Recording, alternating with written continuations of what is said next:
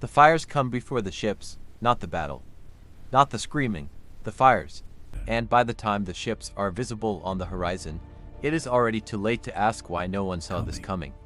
They did see it coming. They just believed it would stop before it reached them. For nearly 3,000 years, the Eastern Mediterranean was not a collection of separate kingdoms. It was a single living machine. Egypt fed it. Ugarit moved its timber. The Hittites supplied its iron. Mycenaean palaces stored wealth so vast that entire generations of scribes existed for the sole purpose of counting it. These civilizations did not merely trade with each other, they needed each other. A drought in one region was cushioned by surplus from another. A broken trade route was repaired through a diplomatic marriage, a treaty, a favor exchanged between kings who wrote to each other like old colleagues. This was the first globalized world in human history. And like every system that grows too large, too connected, too confident in its own strength, it forgot one fundamental truth. The more something is connected, the more completely it can collapse, not piece by piece, all at once. The cracks had been forming for decades before anyone admitted they were cracks. Now here is what most history channels will never tell you about the Sea Peoples. They were not an army. Armies have capitals. Armies have supply lines. Armies, when the campaign ends, go home. What descended on the Bronze Age Mediterranean was something history had never encountered before. The archaeological evidence is unambiguous and deeply unsettling. Ox carts loaded with household goods, women and children following behind war fleets. Livestock driven along coastlines freshly stripped of everything worth taking. These were not soldiers executing a military campaign. These were entire populations relocating. They moved with the absolute desperation of people who no longer had anywhere to return to. What they were fleeing remains one of history's most debated questions: drought, famine, the internal collapse of homelands that left no record of their own destruction. Some historians now argue something even more disturbing: that the Sea Peoples and the Bronze Age civilizations they destroyed were being unraveled by the exact same forces. The same climate disruption, the same broken supply chains, the same cascading failures spreading through a connected system like a crack moving through glass. This may not have been an invasion at all. It may have been a collision of dying worlds, each one desperate, each one moving toward the only places that still had something left. But here is the detail that made survival impossible. The Hittite Empire, the one power with the military strength to organize a real resistance, collapsed before the worst waves even arrived. The machine lost its strongest gear, and then everything else began to grind. A letter survives from the final days of Ugarit. A king writing urgently to a neighboring ruler.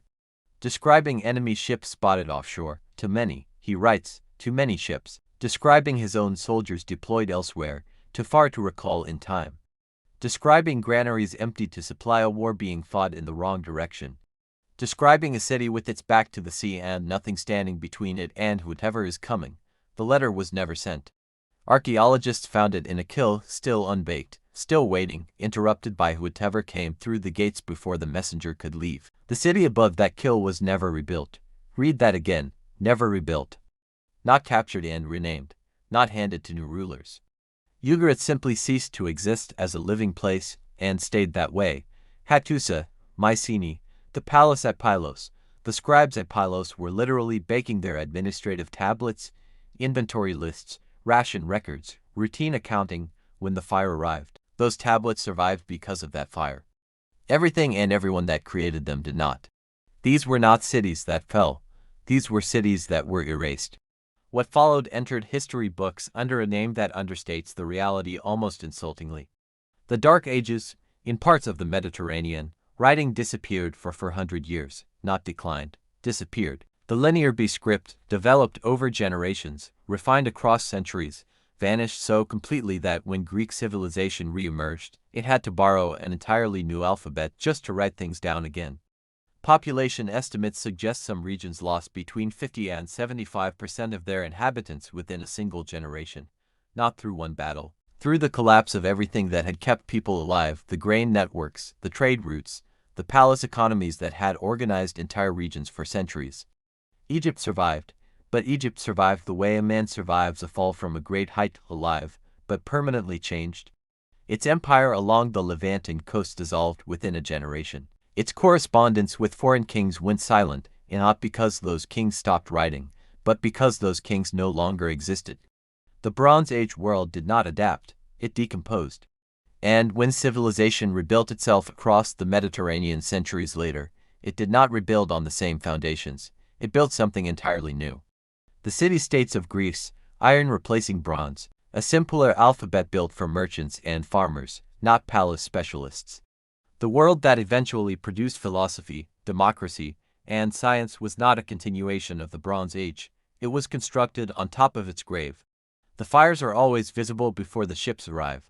The warnings always reach someone, in the smoke on the horizon, in the silence from allies who used to respond, in the reports from coastal governors describing ships that belong to no one they recognize. History does not fail because the warnings are absent. History fails because the people receiving those warnings cannot bring themselves to believe that the world they were born into, the world that has always recovered before, is not going to recover this time. Ugarit knew. The letter proves it. They just ran out of time between knowing and doing something about it. And that, more than any army, more than any drought, more than any fleet on any horizon, is what actually ended the Bronze Age, not the ships. The silence before anyone admitted what the ships meant.